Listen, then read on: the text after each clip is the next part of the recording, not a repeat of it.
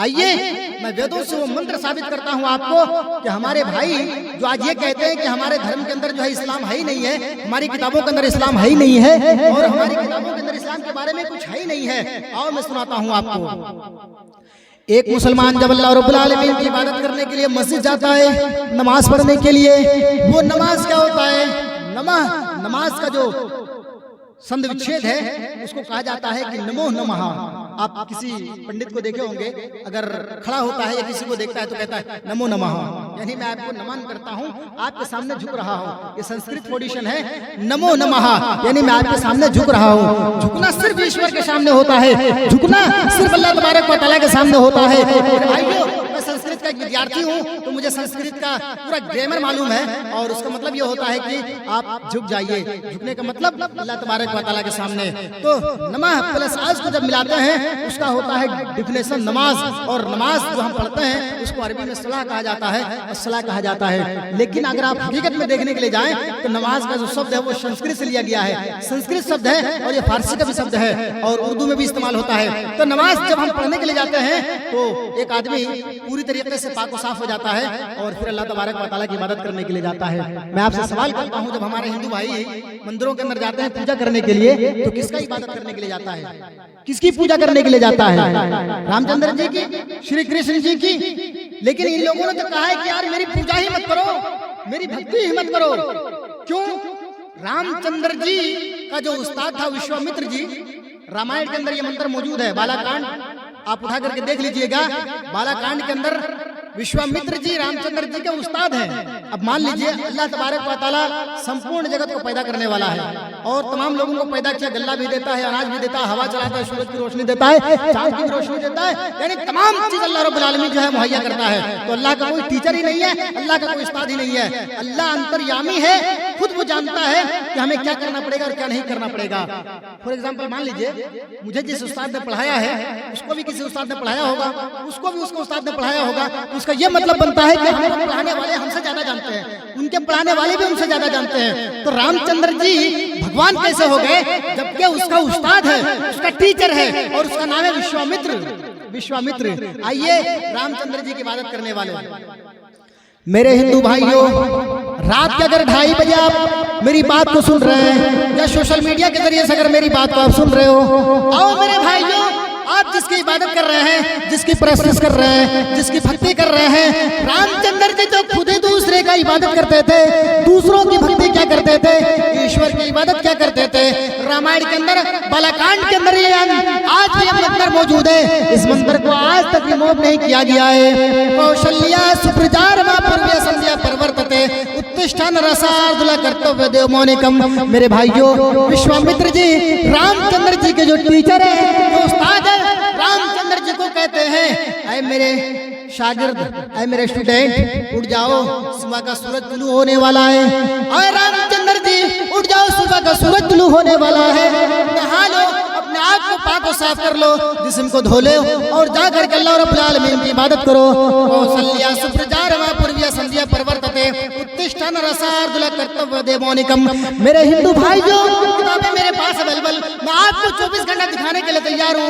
ये आपकी किताबों के अंदर ये मंत्र मौजूद है। विश्वामित्र जी रामचंद्र जी को बार बार लिंक दे रहे हैं, कहते हैं कौशल्या सुप्रजारमा पूर्व्य संध्या परवर्तते उत्तिष्ठन् रसार्दूल कर्तव्य देव मौनिकम। मेरे भाइयों, आओ अल्लाह रब्बुल आलमीन की इबादत करने के लिए, अल्लाह तबारक व तआला की भक्ति करने के लिए। अगर आप रामचंद्र जी की इबादत करते हैं, रामचंद्र जी की भक्ति करते हैं, इनमें रामचंद्र जी की कोई गलती नहीं है। रामचंद्र जी तो खुद ही स्पष्ट कह दिया रामायण के अंदर कि मेरी इबादत मत करो, मैं जिसकी इबादत कर रहा हूँ उसकी आप भी इबादत करिए। जब सीता को हरण करके लेकर रावण भागा था और हनुमान लक्ष्मण खोज कर लाए थे, तो जैसे ही सीता जी अपने पति को देखती है, आज भी हिंदू धर्म के अंदर ये प्रथा चली आ रही है। मेरे भाइयों, अगर एक बड़ा आदमी यानी छोटा बच्चा अगर अपने से बड़े आदमी को देखता है या किसी टीचर को देखता है या फिर शौहर को देखता है, पति पत्नी, तो फौरन उसके पैर पे झुक जाती है और पैर को प्रणाम करती है।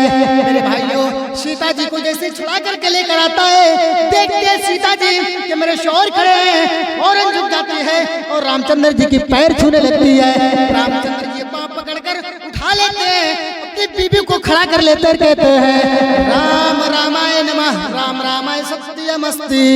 ऐ सीता, उस राम को प्रणाम कर, तेरे राम का भी राम है, जो ऊपर वाला है उस राम को प्रणाम कर। मुझे क्यों प्रणाम कर रही हो? मैं तो तेरा राम हूँ, और तेरे राम का जो राम है ऊपर वाला यानी ईश्वर, जो अल्लाह, जो गॉड, उसकी इबादत कर, उनके सामने झुक। ये रामचंद्र जी का दिया हुआ संदेश है, ये रामचंद्र जी की दी हुई वचन है। मेरे भाइयों, मैं आपको एक दावत देता हूँ, एक पैगाम देता हूँ कि आप भी अपनी किताबों को स्टडी करिए, आप अपनी धार्मिक किताबों को पढ़िए। यहाँ 2 मंत्र रट कर आ जाता है, कहता है कि यार पंडित है। अभी एक पंडित का आपने भाषण सुना होगा, वो मोहम्मद रसूलुल्लाह सल्लल्लाहु अलैहि वसल्लम के बारे में भाषण दे रहे थे, और मैं उसका नाम भी लेना नहीं चाहता हूँ यार, इतने गंदे लोग हैं वो। अल्लाह के रसूल सल्लल्लाहु अलैहि वसल्लम के बारे में कहा गया है कि अल्लाह के रसूल की 12 बीवियां थी, और अल्लाह के रसूल यानी मोहम्मद बिन अब्दुल्लाह याश थे, नौजुबिल्लाह मिन ज़ालिक। मेरे भाई, हम तुम्हारी किताबों से साबित करने के लिए तैयार है, और आपकी किताबों के संदर्भ से दिखाने के लिए तैयार है। इस नबी के बारे में तुमने कहा कि 12 बीवियां रखते थे, तो तुम्हारी किताबों के अंदर मौजूद है। आओ रेफरेंस नोट करो, अथर्ववेद कांड नंबर 20, सूक्त नंबर 127, मंत्र नंबर 2, आज भी हिंदू धर्म के ग्रंथों के अंदर मौजूद है। अथर्ववेद कांड नंबर 20, सूक्त नंबर 127, मंत्र नंबर 2 के अंदर आज भी यह मंत्र मौजूद है। ऊष्ठ्रयस्य परबाहिडो वदवंतो द्युदशा वर्षमनस्सि द्युस्मान। वो ऊंटों पर सवार करके आएगा, ऊंटों की सवारी करेगा, घोड़ों का भी सवारी करेगा। उसकी 12 बीवियां होंगी। संस्कृत में 2 के मतलब 2 होते हैं, द्वादश शुक्ल पक्ष माधव माधवासमम। उसकी 12 बीवियां होंगी। अल्लाह के रसूल की 11 पत्नियां थी, मारिया कित्या को देकर 12 होता है। यानी इस बात से स्पष्ट हो जाता है कि अल्लाह के रसूल सल्लल्लाहु अलैहि वसल्लम की 12 बीवियां रही हैं, और अल्लाह के रसूल सल्लल्लाहु अलैहि वसल्लम की 12 बीवियां होंगे, आपकी किताबों के अंदर मौजूद है। मेरे भाइयों, 2 मंत्र रट कर क्या करके अपने आप को पंडित कह लेना और दासराम मंदिर की पंडित कहना। आओ पंडित जी, हम तुम्हें मुबाहिले का चैलेंज करते हैं, हम तुम्हें रिफ्रेश देने के लिए तैयार हैं, और तुम्हारे साथ डिबेट करने के लिए तैयार हैं। हम कुरान हदीस की बात ही नहीं करेंगे, सारी बातें तुम्हारी पढ़ कर बताएंगे। जिस मोहम्मद रसूलुल्लाह सल्लल्लाहु अलैहि वसल्लम के बारे में तुमने कहा है कि मोहम्मद अय्याश थे, मोहम्मद ने 12 शादियां की है, आपकी किताबों से पढ़ कर सुनाएंगे, और आपकी किताबों से हम रेफरेंस देंगे। हम कुरान हदीस की बात ही नहीं करेंगे।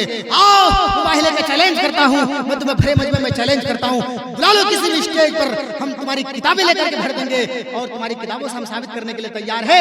जिस नबी के बारे में तुमने कहा है, वो नबी तुम्हारा भी नबी है, वो रसूल तुम्हारा भी रसूल है, वो रसूल व प्रॉफिट तुम्हारा भी प्रॉफिट है। और रेफरेंस नोट करो, ऋग्वेद मंडल नंबर 5, सूक्त नंबर 5, मंत्र नंबर 2 के अंदर आज भी मंत्र मौजूद है। नरासस्यो नरे प्रशंस्यते। नरासंस नाम का एक आदमी आएगा जिसकी बहुत ज्यादा प्रशंसा की जाएगी, जिसकी बहुत ज्यादा तारीफ की जाएगी, जिसको लोग बहुत ज्यादा फॉलो करेंगे।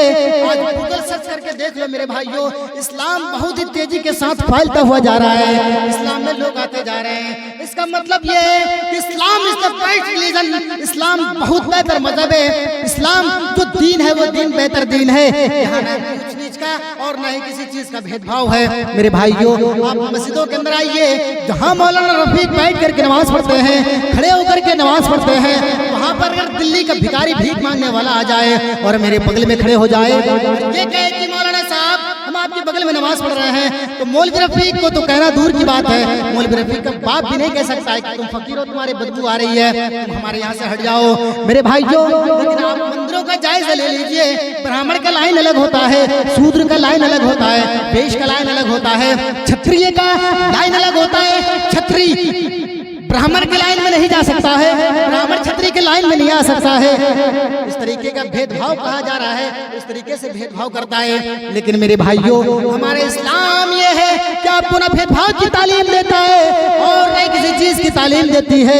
इस्लाम ये कहता है कि आओ लोगों, हम सब एक भाई भाई हैं, एक भाई की तरह आ जाओ, हम एक दूसरे के भाई हैं। अल्लाह तबारक व तआला फरमाता है, वातसिमू बिहब्लिल्लाहि जमीअन व ला तफर्रकू। आओ लोगों, प्लेटफॉर्म पे जाओ, ताअलू इला कलिमतिन सवाइन बैनना व बैनकुम इल्ला नअबुदु इल्लल्लाह। आओ उस कलमे की तरफ जो हम और तुम में के बराबर है, एकसानियत है। आओ तो सही इस्लाम के अंदर आकर देखो तो सही मेरे भाइयों, खैरों को भी इतराफ करना पड़ता है, खैरों को भी कहना पड़ता है कि यार Islam is the best religion. इस्लाम एक ऐसा बेहतरीन मजहब है, इस्लाम एक ऐसा बेहतरीन दीन है कि इसके अंदर छूतछात और भेदभाव की कोई चीज है ही नहीं है। तो मेरे भाइयों, मैं बातें और दूसरी तरफ चली गई मेरी बातें, और मैं बताता हूँ आपको श्री रामचंद्र जी श्री राम द्वितीय अमृत के अंदर ये कहते हैं कि लोगों नमाज की तरफ आ जाओ। अपनी बीवी को भी तालीम दे रहे हैं कि नमाज की तरफ, एक अल्लाह तबारक व तआला की इबादत की तरफ। रामचंद्र जी कहते हैं श्री राम द्वितीय अमृत के अंदर, पथमादार का जीवादे दुदीन मुझियते तृतीयानंद कुंडला कार्यम चतुर्थर देव चंद्र का पंचम बिंदु संयुक्ता ओम मिति तयो तीरो। आए मेरे भक्तों, उस अल्लाह तबारक व तआला की इबादत करने के लिए खड़े हो जाओ। हम जब खड़े होते अल्लाह रब्बुल आलमीन की इबादत करने के लिए तो हम यूं नियत बांधते हैं, हमारा हिंदू भाई यूं बांधता है, फर्क इतना ही है कि वो खड़ा बांधता है, मैं इस तरीके से पड़ा हुआ बांधता हूँ, लेकिन सीने पर वो भी बांधता है हृदय नमा, सीने पर हाथ बांध लो। श्री कृष्ण जी अर्जुन से कहते हैं श्री राम श्रीमद् भागवत गीता के अंदर हृदय नमा, और मेरे भक्तों सीने पर हाथ जोड़ लो और अल्लाह तबारक व तआला की इबादत करने के लिए आ जाओ। योगियो जीत सततमात्मा नाम राशि स्थिता एकाक्य चितात्मा निराशीर परिग्रह। आए मेरे भक्तों, उस अल्लाह तबारक व तआला की इबादत करने के लिए आ जाओ। हृदय नमा, सीने पर हाथ बांध लो और ये कहो महिदेवस्य सवितु परस्तुति वसुर्दयमाना नए सुपथर आसमान। मेरे हिंदू भाइयों, हमारी किताबों के अंदर ये मंत्र मौजूद है, और मैं इसको वेदों को कुरान से टेली करता हूँ और कुरान से दिखाता हूँ कि यही चीज मुसलमान भी जब अल्लाह तबारक व तआला की इबादत करने के लिए खड़े होते हैं वो कहते हैं अल्हम्दुलिल्लाहि रब्बिल आलमीन और रहमानिर रहीम मालिक यौमिद्दीन इय्याका नअबुदु व इय्याका नस्तईन इहदिनस सिरातल मुस्तकीम। जब हम पढ़ते हैं अल्हम्दुलिल्लाह रब्बिल आलमीन, सारी तारीफ अल्लाह रब्बुल आलमीन के लिए है। रहमान रहीम, बड़ा ही मेहरबान, निहायत कृपालु और दयावान है। इहदिनस सिरातल मुस्तकीम, आय अल्लाह तू मुझे सीधे मार्ग पर ले चल, सीधे पथ पर ले चल, सीधा रास्ता दिखा दे। हिंदू भाई खड़ा होता है ईश्वर की इबादत करने के लिए, वो ये मंत्र पढ़ता है ओम भूर्भुवः स्वाहा तत्सवितुर्वरेण्यं भर्गो देवस्य धीमहि धियो न प्रचोदयात्। भूल चूक में जो गलती हुई अल्लाह रब्बुल आलमीन तो उसे माफ कर दे, लेकिन इसका ये मतलब नहीं होता है एक हिंदू भाई जब इबादत करने के लिए, भक्ति करने के लिए खड़ा होता है तो ये मंत्र पढ़ना चाहिए महिदेवस्य सवितु परस्तुति। मही मने महान, देवस्य मने देवता, सवितु सारी की सारी परस्तुति प्रशंसाएं उस अल्लाह तबारक व तआला की सारी सारी तारीफ है। वसुर्दयमाना, जो देने वाला और बहुत बड़ा रहीम है। ऐसे बता रहा आसमान, ओए मेरे अल्लाह मुझे सत्य मार्ग पर ले चल, सत्य रास्ता दिखा जो तेरे नबी जनाबे मोहम्मदुर रसूलुल्लाह सल्लल्लाहु अलैहि वसल्लम जो रास्ता दिखा करके गए हैं, अल्लाह उस रास्ते पर हमें ले चल। मेरे भाइयों, ये श्री कृष्ण जी तालीम दे रहे अर्जुन को कि अर्जुन जब अल्लाह तबारक व तआला की इबादत करने के लिए खड़े हो जाओ, इस तरीके से इबादत करो। महिदेवस्य सवितु परस्तुति वसुर्दयमाना नए सुपथर आसमान। मेरे भाइयों, सारी चीजों तो मिलती जुलती है, और मैं आपको प्यार का संदेश दे रहा हूँ, प्यार की दावत देता हूँ कि अल्लाह आए मेरे भाई आ जाओ एक अल्लाह तबारक व तआला की तरफ, आ जाओ जनाबे मोहम्मद रसूलुल्लाह सल्लल्लाहु अलैहि वसल्लम की तालीम की तरफ। मेरे भाइयों, इस तरीके से कहा गया है, आप श्रीमद् भागवत गीता 16वें अध्याय का 66वां मंत्र खोल करके देख लेना। श्री कृष्ण जी इस्लाम की दावत दे रहे हैं और ये कहते हैं सनातन धर्मम पंचम वस्तु अस्ति। ऐ लोगों, सनातन धर्म 5 चीजों का नाम है। प्रथम वस्तु, पहली चीज एकम दिरहमादित्य नास्त नास्त किंचन। द्वितीय वस्तु साष्टांग कर्तव्यते। तृतीय वस्तु दानम दीक्षिता। चतुर्थ वस्तु धारी। पंचम वस्तु तीर्थ यात्रा कर्तव्यते। मेरे भाइयों, ये वेदों के अंदर कहा गया है लोगों इस्लाम की तरफ आ जाओ। इस्लाम के 5 रुकन है, हिंदू धर्म का भी 5 रुकन है, सनातन धर्म का भी 5 रुकन है। आ जाओ सर्वधर्मान परित्याज्य मामेकं शरणं व्रजः अहं त्वां सर्वपापे भयो मोक्षयास्मि मा सुजा। ऐ मेरे भक्तों, सारे धर्मों को छोड़ दो, इस्लाम की तरफ आ जाओ। सर्वधर्मान परित्याज्य मामेकं शरणं व्रजः अहं त्वां सर्वपापे भयो मोक्षयास्मि मा सुजा। मेरे भक्तों, इस्लाम कबूल कर लो, सारे धर्मों को छोड़ करके मेरी शरण में आ जाओ, तुम्हारे सारे गुनाहों को माफ कर देंगे, सारे गुनाहों को मिटा देंगे। श्री कृष्ण जी ये तालीम दे रहे हैं कि एक धर्म की तरफ आ जाओ, एक ईश्वर की इबादत करने लगो। लेकिन मेरे भाइयों, आज एक ईश्वर की इबादत के बजाय हम सैकड़ों देवी देवताओं की इबादत कर रहे हैं, सैकड़ों देवी देवताओं की पूजा कर रहे हैं। ये कहाँ की इंसाफ है और कहाँ की शराफत है और कहाँ की तालीम है मेरे भाइयों। जो आप अगर एक बेटा आपकी बात नहीं मानता है तो आप उसे लात और घसोट के मार करके बाहर निकाल देते हैं। लेकिन जब अल्लाह तबारक व तआला कहता है कि मैंने जिन्नों को और इंसानों को पैदा किया है इसलिए कि मेरी इबादत करे, मेरी भक्ति करे, मेरी प्रशंसा करे, लेकिन अगर वही आदमी अल्लाह रब्बुल आलमीन की भक्ति नहीं करता है, अल्लाह तबारक व तआला की पूजा नहीं करता है, अल्लाह कितना नाराज होता होगा, कितना नाराज होता होगा। फॉर एग्जाम्पल मान लो मैं कटिहार में हूँ और मैं अपनी बीबी के लिए एक अच्छा सा गिफ्ट लेकर के किसी और के हाथ यानी मेरे दोस्त के हाथ भेज दिया। अब जब वो मेरे दोस्त मेरी बीबी के पास पहुंचा तो मेरी बीबी कहती है कि आओ साहब बैठो, आपने तो ये मेरे लिए तोहफे लाए हैं, मेरे लिए तोहफे लाए हैं। अब मेरी बीबी उसको बैठा करके चाय पिला रहे और सारी तारीफ की दम फुल बांध रही है।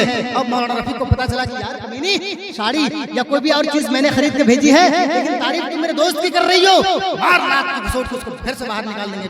कमीनी गिफ्ट मैंने भेजा, तारीफ उनकी कर रही है। थोड़ी सी गैरत, मेरी बीबी ने मेरे दोस्त की तारीफ कर दी तो मुझे बर्दाश्त नहीं हुई, मैंने उसको तलाक दे करके उसको घर से बाहर कर दिया। लेकिन अल्लाह कहेगा मैंने तुम्हारे ऊपर नमाज फर्ज किया था और मेरी मकसद यही थी तुम्हें पैदा करने का कि तुम मेरी इबादत करो, लेकिन तुम मेरे बजाय किसी और की इबादत कर रहा था। बुलाओ आओ बचाने के लिए तुम्हें, बुलाओ तो सही। अब वो लोग अपने अपने जिसका इबादत किया होगा उसको ढूंढेगा, लेकिन कहीं नजर नहीं आएगा, कहीं नहीं नजर आएगा। इतनी सारी भीड़ में यानी दुनिया जब से बनी है तब से लेकर के क़यामत की सुबह तक जितने लोग होंगे और इतनी बड़ी मजमा और इतनी बड़ी भीड़ में उसको कहाँ मिलेगा? वो तो छींटे फिरेंगे। यौम यफिर्रुल मरउ मिन अखीहि व उम्मिहि व अबीहि व साहिबतिहि व बनीहि लिकुल्लि इम्रिइन मिनहुम यौमइज़िन शानुन युग़नीहि। बाप बेटे से भाग जाएगा, माँ बेटी से नफरत करेगी, बीबी शौहर से अलग होगा। मेरे साथियों, जिस बीबी के लिए बहुत ज्यादा मेहनतें क्या करते हो, दिन रात को एक कर दिया करते हो, हलाल और हराम की तमीज नहीं करते हो, वो बीबी भी कल क़यामत के दिन आपके डर से छिपते फिरेंगी, आप उनके डर से छिपते फिरेंगे। शौहर का एक नेकी कम हो गया, अब वो बीबी को ढूंढेगा, अल्लाह मेरी बीबी मिल जाए, क्योंकि बीबी के लिए मैंने पॉन्स लाया था, मैंने क्रीम लाया था और सारी चीज मैंने उनको देकर के खुश रखा था। अल्लाह मेरी बीबी मिल जाए तो मुझसे एक नेकी का सवाल करूंगा, बीबी मिल जाए। लेकिन बीबी मिलेगा कहाँ? बीबी तो भाग रही है, वो तो अपनी नफ्स और अपनी नफ्स को लेकर के इधर उधर भाग रही है कि अल्लाह मुझे कहीं अल्लाह न पकड़ ले और हमें जहन्नम नसीब न कर दे। मेरे भाइयों, बीबी भाग जाएगी, इधर उधर भागती फिरेगी। अब वो आदमी देखेगा कहाँ है मेरी बीबी को तलाश करेगा, लेकिन उसकी बीबी भी भाग जाएगी। मेरे भाइयों, जिस बीबी के लिए आप इतनी मेहनत कर रहे हैं, नमाजें छोड़ रहे हैं और उसको खुश करने के लिए हलाल हराम की तमीज नहीं करते हैं, वो बीबी भाग जाएगी। गीदर मारी का एक आदमी हज किया होगा और बहुत ज्यादा उसके डायरी रजिस्टर पर नेकी होगा, हज भी किया होगा, दान खैरात भी किया होगा, मस्जिदें बनवाया होगा, मदरसों में डोनेट किया होगा, तो कल क़यामत के दिन अल्लाह तबारक व तआला उसको लाएगा। लाओ हाजी साहब को बड़ी इज्जत के साथ। लेकिन हाजी साहब का हजर ये होगा कि उन्होंने अपनी बीवी को कभी बोला नहीं होगा कि चलो नमाज पढ़ने के लिए, अपनी बेटी को कभी नहीं बोला होगा नमाज पढ़ने के लिए, अपने बच्चों से कभी तलकीन नहीं किया होगा कि चलो बेटा नमाज पढ़ लो। अब वो हाजी साहब को इज्जत के साथ ला रहे होंगे। अब हाजी साहब का पूरा रजिस्टर वगैरह देखने के बाद अल्लाह तबारक व तआला अपना कार्ड दे देगा, बोलेगा फरिश्ते इसे इज्जत के साथ और सम्मान के साथ ले जाओ और बाबू सलात के अंदर से इन्हें दाखिल कर दो जन्नत के अंदर। अब पीछे से दौड़ती बीबी आएगी, अल्लाह ये तेरा कैसा इंसाफ है, ये तेरा कैसा फैसला है, मेरा शौहर जन्नत के अंदर, मेरा जहन्नम के अंदर। अरे मेरे डायरी और रजिस्टर पर तो गुनाह ही गुनाह भरा हुआ है, मैंने तो नेकी नहीं की है। अल्लाह कहेगा ऐसी बात है, फरिश्ते ले आओ हाजी साहब को, वो गीदर मारी के हाजी साहब को ले आओ। जैसे वो हाजी साहब को लाया जाएगा, हाजी साहब से पूछा जाएगा, हाजी साहब ये बताओ ये कौन है? वो हाजी साहब कर जाएंगे, अल्लाह मैं जानता ही नहीं ये कौन है, अल्लाह मैं जानता ही नहीं कि औरत कौन है। अल्लाह तबारक व तआला आपकी ज़बान को सॉल्व कर देगा, स्विच ऑफ कर देगा। सॉल्व करने का मतलब यह है कि स्विच ऑफ ऑन, आप जानते होंगे, आपकी ज़बान को सॉल्व कर दिया जाएगा, स्विच ऑफ कर दिया जाएगा। अब आपके बॉडी से गवाही ली जाएगी, आपके बॉडी जवाब देंगे अल्लाह ये हाजी साहब का ये बीबी था और ये हाजी साहब खुद तो हज भी किया था, नमाजें भी पढ़ा था, दानो खैरात भी किया था, लेकिन आए अल्लाह इन्होंने कभी अपनी बीबी को तलकीन नहीं किया था कि मेरी बीबी नमाज पढ़ लो, मेरी बीबी दानो खैरात करो, आए मेरी बीबी चलो अल्लाह रब्बुल आलमीन कर लो, अगर सब्जी में नमक ज्यादा हो जाया करता था, ये घर को आसमान पर उठा लेता था, बीबी को डंडे मार मार कर उसे कहता था कि कमीनी तुझे सब्जी बनाना भी नहीं आता है। वो बीबी जैसे अल्लाह रब्बुल आलमीन के सामने ये पेशकश रखेगी, अल्लाह तबारक व तआला कहेगा लो मेरे भाई देख लो, ये तेरी बीबी है और ये तेरा नाम है अमाल है।